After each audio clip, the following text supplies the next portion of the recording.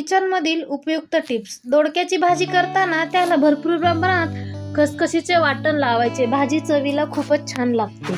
Number 2, आप्पाच्या पिठात अंडे घातल्यास आप्पे चांगले फुगतात व आप्पे पात्रालाही चिकटत नाही.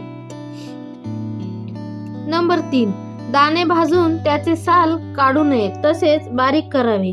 सालात एक प्रकारचे अँटीऑक्सिडेंट असतात जे हृदयासाठी चांगले असतात, त्यामुळे साल नंबर 4, ओबडधोबड दाण्याचा कूट करायचा असल्यास मिक्सरच्या भांड्यात खूप दाणे न घालता मुठभर दाणे घालून ऑन ऑफ करता 1-2 वेळेस फिरवले तर छान ओबडधोबड दाण्याचा कूट होतो. त्यावर मीठ व गोड पदार्थ नेहमी वेगळेच ठेवावेत. नंबर 6, किचन ओट्यावर खाण्यापिण्याचे सर्व सामान नेहमी व्यवस्थित झाकून ठेवावे.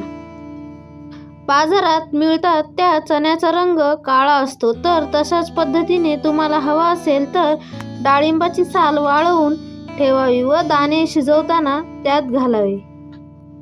आपण बाजारातून कोथिंबीर आणून निवडून ठेवतो. कोथिंबीरचे देठ तसेच ठेवावे व बारीक चिरून व बारीक करून भाजीत घालावे.